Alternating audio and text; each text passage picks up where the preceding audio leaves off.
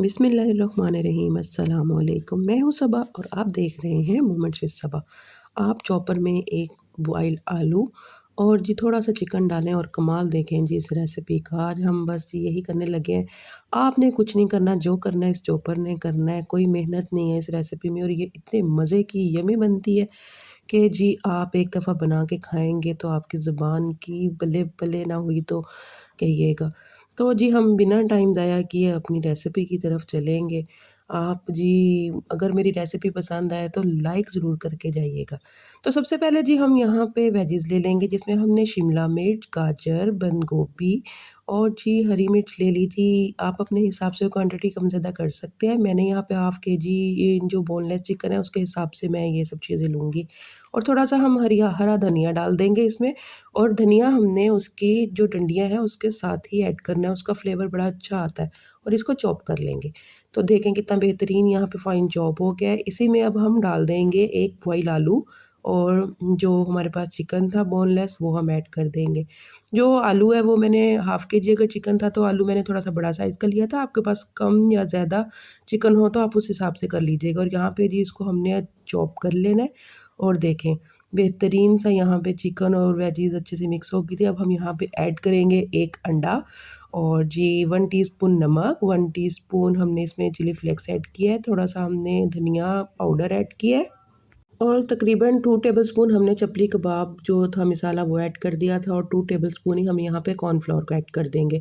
चपली कबाब मसाला अगर आपके पास नहीं है तो आप तिक्का मसाला या आप तंदूरी मसाला भी ऐड कर सकते हैं, सिर्फ़ फ्लेवर के लिए होता है ये। तो जी हम अच्छे से इसको कर लेंगे चॉप।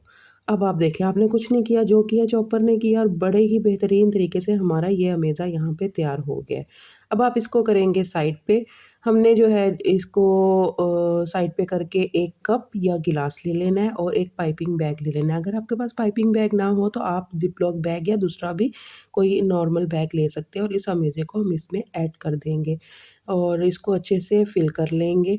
अब पाइपिंग बैग को उठाएँगे, पीछे से अच्छे से इसको फ़ोल्ड करेंगे ताकि आगे जो है वो प्रेशर बने और देखें आप ये नोक जो है हम आगे से कट कर लेंगे थोड़ी-सी ज़्यादा और एक नॉन स्टिक फ्राई पैन लेना है उसमें 2 टेबलस्पून मैंने ऑयल डाला था नॉर्मल, आप कोई सा भी ऑयल ले लीजिएगा और प्रेस करते हुए हम यहाँ पे इसके कबाब तैयार कर लेंगे।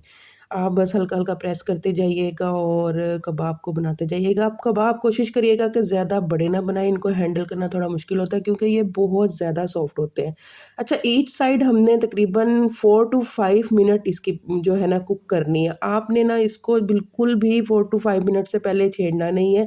ये बहुत सॉफ्ट होते हैं, ये टूट सकते हैं और हमारी जो फ्लेम होगी ना वो बिल्कुल जो है ना वो स्लो होगी जैसे दम वाली कह सकते हैं आप जिसे और जी 5 मिनट मैंने दोनों साइड से इसको कुक कर लिया और आप देखिए क्या सुनहरी और गोल्डन कलर आया है। ये इतने मज़े के अंदर से बहुत ही जूसी और सॉफ्ट थे। अच्छा एक कुछ मैंने बिल्कुल सिंपल में बना लिए थे और कुछ जो है ना मैंने उसके ऊपर जो है मोज़रेला चीज़ ऐड कर दी थी कि चलें कुछ चीज़ वाले बना लेते हैं या आपकी मर्ज़ी आप सिंपल भी बना सकते हैं। तो जी यहाँ पे हमारे कबाब बन के तैयार हो चुके थे।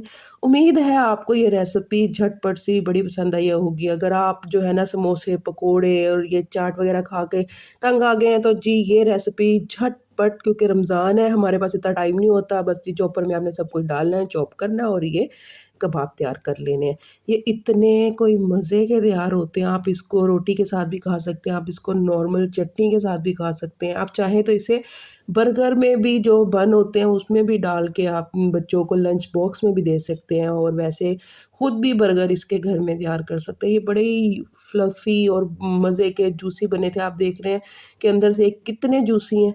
तो जी अगर आपको मेरी वीडियो पसंद आई हो तो ज़रूर लाइक करके जाइएगा, प्यारा सा कमेंट ड्रॉप कीजिएगा और मेरे चैनल को सब्सक्राइब करके बेल आइकन को हिट करिएगा। ओके जी, अल्लाह हाफ़िज़।